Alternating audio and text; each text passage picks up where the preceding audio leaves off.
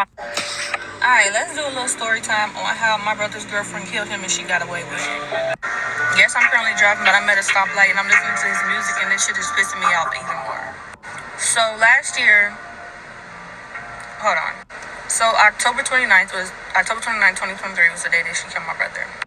My brother stayed out in Fort Worth by my mom. So I had a Halloween party October 28th here in Houston, and my mom came down here for the party as well. He was supposed to come too, but he stayed back because he said that she needed to get her hair done by her aunt. So a little backstory. I had a party for my baby back in July, right? And him and her was supposed to come down here, but he ended up coming by himself.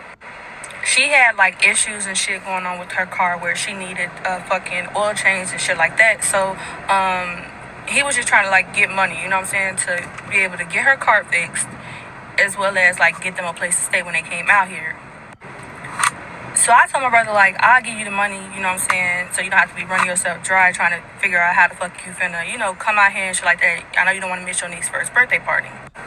So I told him or whatever, like, I'll give you the money for the oil change and I'll pay for y'all the room because at this time he told me, like, she pregnant. So I only had a one bedroom at the time and I didn't want her just like sleeping on the couch. I wanted her to be comfortable. So I told him, like, yeah, I'll give you the money. You can pay me back. It don't have to be no rush. Like, whenever you get it, you can give it to me. Just like that. So boom, he ended up leaving her behind.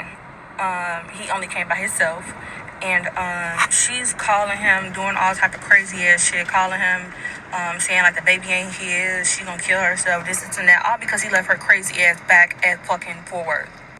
Okay, so cool. Back to the fucking story. I had a Halloween party October 28th. My mom came down from Fort Worth to come to the party, but she ended up leaving the next day. As she's getting her things together, like to leave, to head back home, she's been like in communication with him the whole time as well too. So like she's talking to him on FaceTime, and she asked him like, did he want a cupcake? He said yeah. She asked him what flavor he wanted. He said chocolate, and then she said, do the girl want a fucking cupcake as well? And basically she was like, yeah. He asked what kind of flavor did she want. She said vanilla. Boom. Packed up the cupcakes for them. Mom ended up leaving.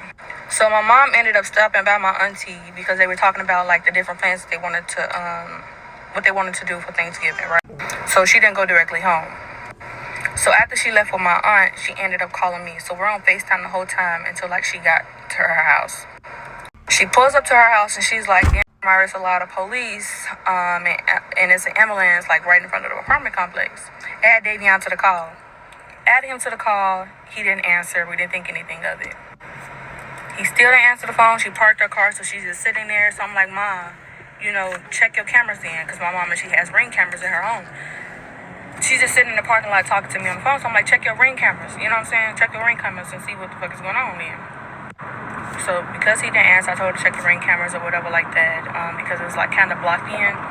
And she's like, they're coming in and out of my house. So I said, Ma, get out the car and see what's going on. So as she gets out the car, she sees the girl is in the ambulance. And the first thing the girl says is basically that he was going to kill her. She then goes on to say that she was being held hostage. So my mama ended up talking to the police, and they were not allowing her to basically go into the house. They said it was like a crime scene or whatever like that. So whole time it hasn't processed to my mama, but it processed to me. So when she said that he was gone, my mama was thinking like, oh, okay, he left, like he left. He's not in the house anymore. But when they said like it was a crime scene, put two and two together, something the fuck is going on, right? So she goes back into the car and we're on the phone or whatever. And I'm like, Ma, that's your house. Like, you need to talk to them and see what the fuck is like basically going on. Like, they can't just tell you, like, not tell you anything. That's your house. You know what I'm saying? So, yeah, boom. Basically, after that, she went back up there. She was talking to them again. Basically, they told her like that that it is a crime scene and that there is a body with a gunshot wound, and they were trying to figure out if it was self-inflicted or if somebody else did it, the girl. So, yeah. So I told y'all that my mom got Ring cameras in her house, right? So boom, we're looking at the cameras, and this shit is just pissing me off even thinking about it. But I have to, like, I feel like I need to do this. Like, I need to do this. So after that, we seen actually on the Ring camera. Well, this was like days later, I believe. I can't remember. Anyway, we looked at the fucking camera and the gunshot wound was not self-inflicted, so I'm not sure why the police set up there and lied and said that stupid ass shit. They know what the fuck actually happened because on the 911 call, she called and said that she killed her boyfriend. As well as the fucking gun was on the counter. He was in the back room, so it wasn't self-inflicted. Story time on how my brother's girlfriend killed him and got away with it, part 2. Okay, so the police had said they was going to determine whether the gunshot wound was self-inflicted or basically somebody else did it when she fucking did it. And here's the police report that actually says that she called in stating that she killed her fucking boyfriend. So pause it and read it here. Also, I mentioned back in July before all of this happened, that showed that she was fucking crazy, that I did offer to, like, pay for everything. And he was basically telling me, like, he didn't want me spending that money because I was already spending money on my baby's party. Pause and read that there. I'm also new to TikTok and I'm trying to figure out how the fuck to upload these videos. But when I do figure it out, it's going to be in one of these motherfucking parts. So, boom. After all that, basically, we seen the whole footage. Like, so when the detectives and the police were still in the apartment, we seen all that. We heard everything, basically what they were saying. So you hear the police basically like, because they asked my mom for her phone.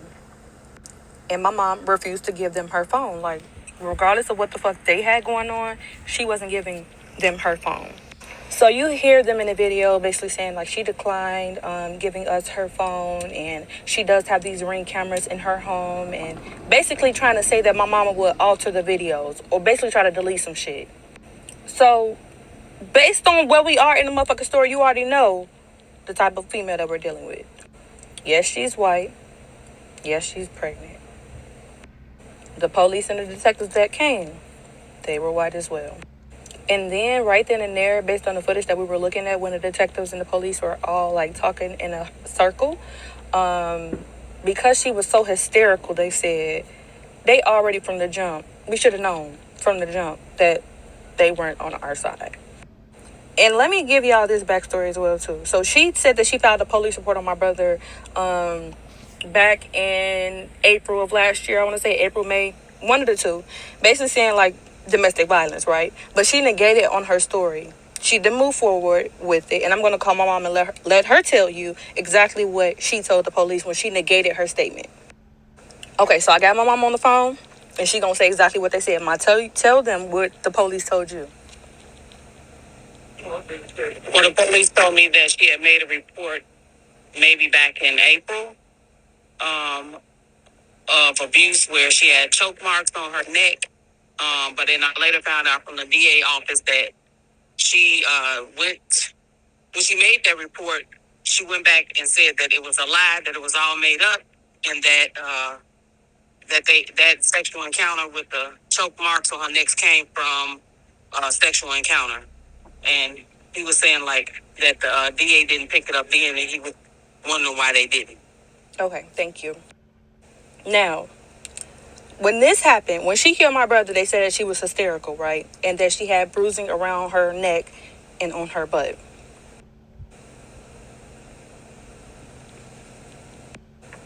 What's that saying, y'all? What's that saying?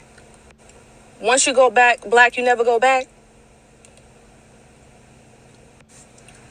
She's white. She's bruised easily. Now, well, that may be the case. We don't know. We'll never know because we don't know his side. We just know hers. The detectives also provided us with, they found a notebook with her writing shit down, basically. Shit that said, like, I love Davion. I will give Davion this amount of money and that shit, right? They also seen a video of her choking herself. Okay, so during all this time, though, she was never placed under arrest. They took her to the hospital before her visible marks around her neck and the bruising on her butt. They said that she was so hysterical that they sedated her. Mind you, she's pregnant. So it's only so much sedation that you're able to do. So during all this time, she's still not arrested. The detectives are not communicating with us as the victim's family. They're not telling us anything. At this point, we know that he died from a gunshot wound, but we don't know where he got shot at. Okay? My stepdad called in to the detectives to see where they were in the case, where she's arrested. Mind y'all, it's like 2-3 days later after he got killed. Okay? She's not arrested. They did read her Miranda rights while she was sedated, and we feel like that is the reason why they chose their side officially. So not only did they fuck up, she's white, she's pregnant, she has to up and up.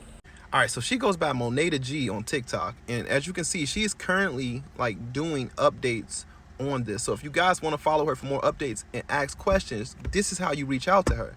But what do you guys think?